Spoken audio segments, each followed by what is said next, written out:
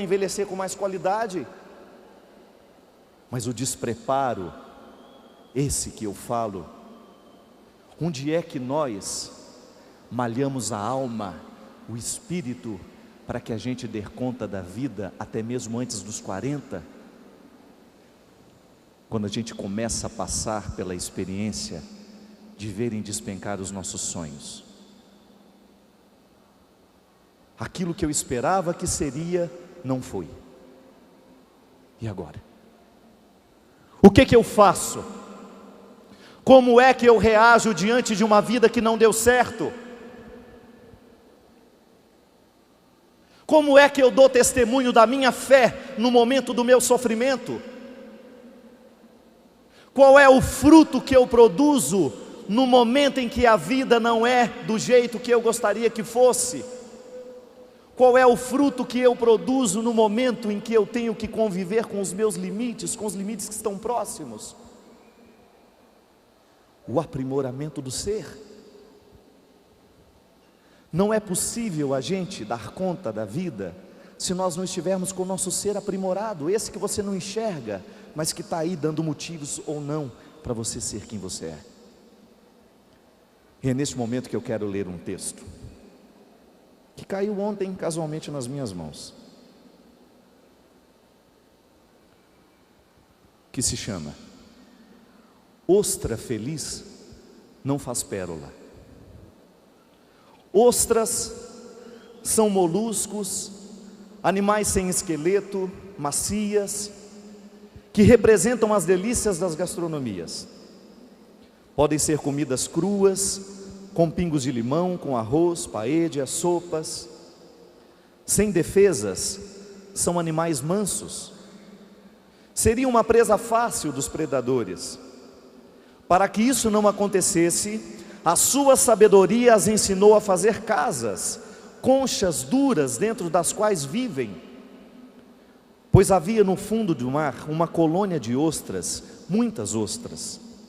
Eram ostras felizes. Sabia-se que eram ostras felizes porque de dentro de suas conchas saía uma delicada melodia, música aquática, como se fosse um canto gregoriano, todas cantando a mesma música, com uma exceção, de uma ostra solitária que fazia um solo solitário. Diferente da alegre música aquática, ela cantava um canto muito triste. As ostras felizes se riam dela e diziam: ela não sai da sua depressão.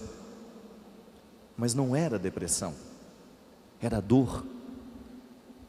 Pois um grão de areia havia entrado dentro de sua carne e doía. E ela não tinha jeito de se livrar dele, do grão de areia. Mas era possível livrar-se da dor. Veja bem, ela não podia se livrar do grão de areia que havia invadido a sua carne, a sua casa, mas ela podia se livrar da dor. O seu corpo sabia que para se livrar da dor que o grão de areia lhe provocava, em virtude de suas asperezas, arestas e pontas, bastava envolvê-lo com uma substância lisa, brilhante e redonda. Assim, enquanto cantava seu canto triste, o seu corpo fazia o trabalho por causa da dor que o grão de areia lhe causava. Um dia, passou por ali um pescador com seu barco, lançou a rede e toda a colônia de ostras, inclusive a sofredora, foi pescada. O pescador se alegrou, levou-as para sua casa e sua mulher fez uma deliciosa sopa de ostras. Deliciando-se com as ostras, de repente, seus dentes bateram num objeto duro que estava dentro de uma delas. Ele o tomou nos dedos e sorriu de felicidade. Era uma pérola linda. Apenas a ostra sofredora fizera uma pérola.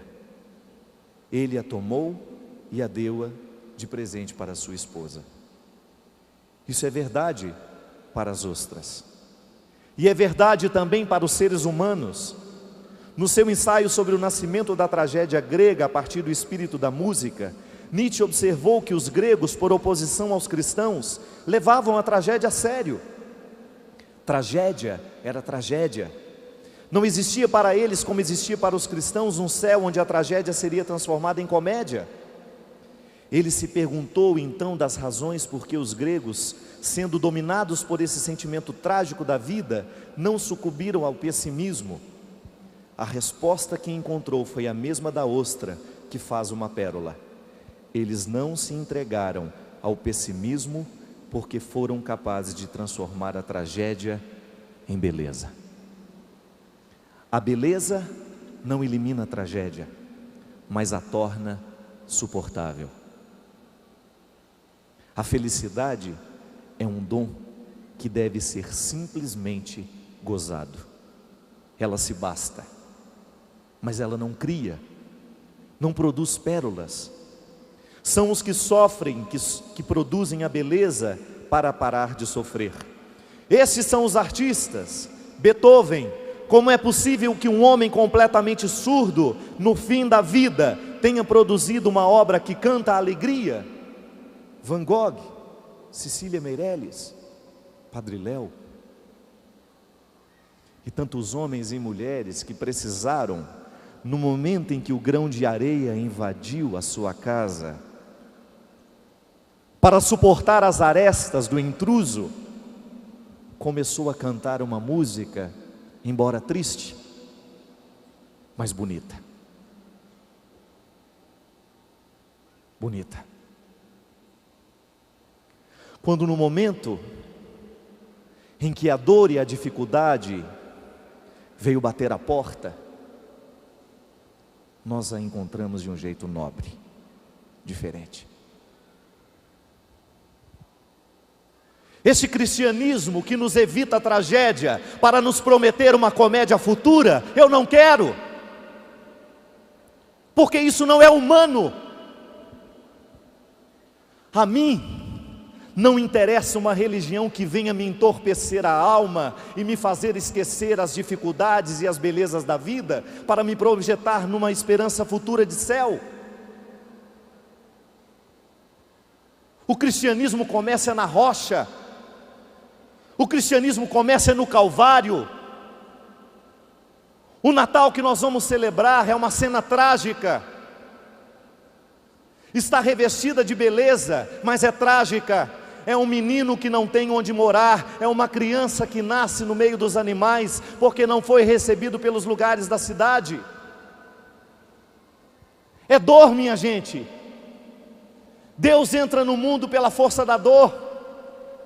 Deus se despede do mundo pela força da dor. E se nós temos a honra de dizer que nosso Deus é rei, nunca te esqueças que o teu rei é coroado de espinhos.